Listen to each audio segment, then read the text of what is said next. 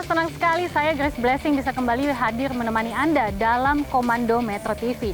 Dan pemirsa, saat ini saya sedang berada di Piabung Padang Cermin, Pesawaran, Lampung.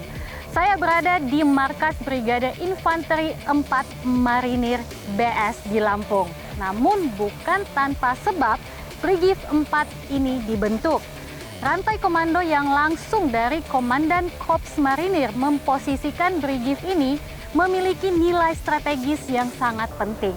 Lalu seperti apakah tugas pokok dan sepak terjang Brigif 4 BS di Lampung ini?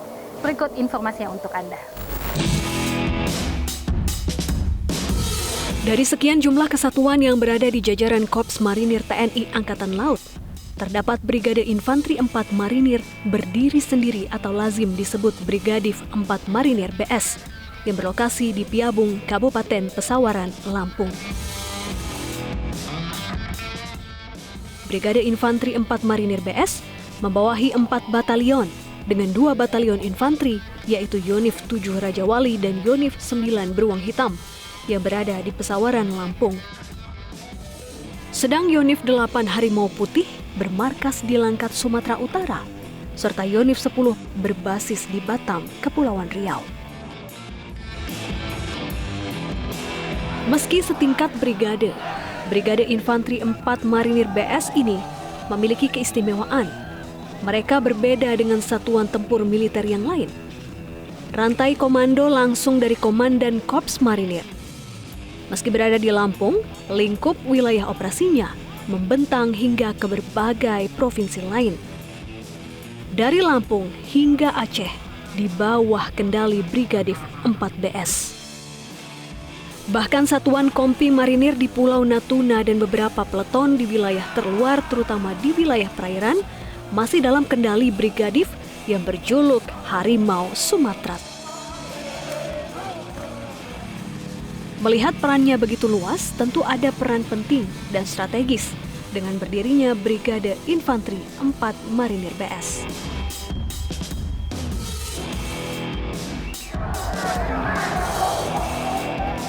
Brigade Infanteri 4 Marinir BS bertugas membina kekuatan, kemampuan, dan keterampilan serta kesiapan operasional satuan Brigade Infanteri 4 Marinir BS sebagai satuan pendarat amfibi TNI Angkatan Laut setingkat Batalion Tim Pendarat dalam rangka proyeksi kekuatan ke darat lewat laut, operasi pertahanan pantai di pulau-pulau strategis, serta operasi tempur lainnya sesuai dengan kebijakan Komandan Korps Marinir.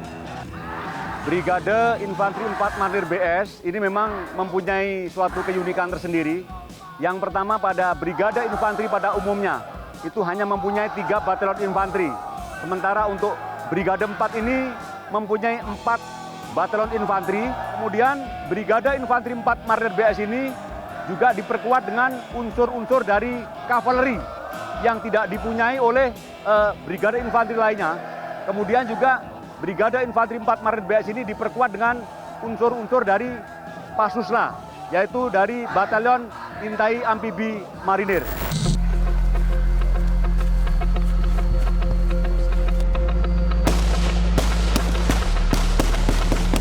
Layaknya pasukan tempur dalam lingkup Kotama Operasi TNI dan Kotama TNI Angkatan Laut, Brigadif 4 Marinir BS selalu rutin menggelar latihan, baik dalam mengasah fisik, ketajaman, kecepatan, maupun kemampuan insting tempur.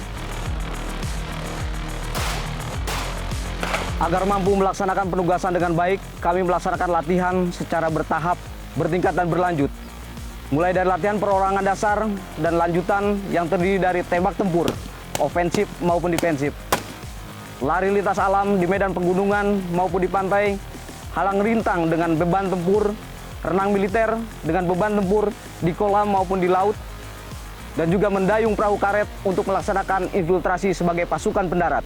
Untuk latihan satuan, kami melaksanakan latihan satuan dasar dan lanjutan, mulai dari tingkat regu, peleton, kompi, batalion, latihan gabungan TNI Angkatan Laut, sampai dengan latihan gabungan TNI. Dari unsur pelopor, masuk ke PK, laksanakan perekan. Laksanakan. Dan yang menarik adalah simulasi tempur khas marinir yang dilakukan Batalion Infanteri 7 Marinir Raja Wali, yaitu simulasi raid amfibi berupa penyerbuan pada sebuah lokasi yang dijadikan sasaran operasi.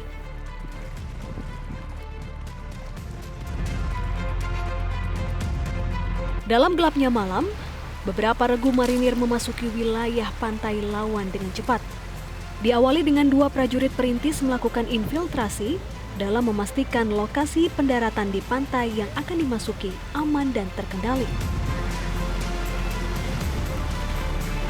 Setelah semua selesai dengan rencana, lalu mereka membentuk formasi tempur. Dengan sigap, pasukan kecil ini menuju sasaran. Setelah melokalisir sasaran, pasukan marinir dengan cepat menyerbu sasaran. Kontak senjata pun tak terelakkan. Dan dalam waktu singkat, para penyandera dijinakkan. Sandera yang mereka tawan berhasil diselamatkan prajurit petarung marinir. Patroli tempur adalah salah satu bentuk latihan satuan lanjutan dalam rangka mengasah naluri dan keterampilan bertempur untuk mencari, menemukan, dan menghancurkan musuh. Raid amfibi adalah salah satu taktik operasi yang dilaksanakan dengan cepat dan memproyeksikan kekuatan dari laut ke darat, dan disertai dengan pengunduran yang terencana. Raid amfibi dilaksanakan untuk melaksanakan tugas-tugas antara lain penghancuran, sabotase, pembebasan tawanan. Kemampuan melaksanakan raid amfibi merupakan kemampuan khusus yang dimiliki oleh pasukan pendarat Korps Marinir. Oleh karenanya, diperlukan personil-personil yang dilatih secara khusus, yang dilengkapi dengan peralatan-peralatan khusus.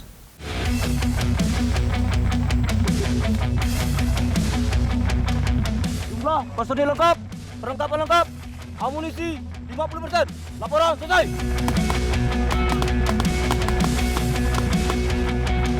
Itulah sekelumit bagaimana kehandalan personel prajurit Batalion 7 Marinir Raja Wali dalam mengemban tugasnya sebagai pasukan komando yang dihandalkan. Sesuai dengan motonya, yaitu Anggaraksa Jaladi Berani, pengawal samudra yang pemberani. Bangga namun juga sangar dalam melihat penampilan Brigif 4 Marinir BS ini. Tugas penting dan perintah komando yang mereka jalankan mengindikasikan bagaimana mereka sangat penting bagi Korps Marinir dalam menjaga wilayah gugus pantai dan juga pulau terluar Indonesia bagian barat. Nah pemirsa, kami akan masih meneruskan bagaimana kiprah Korps Marinir. Sesaat lagi tetap di Komando.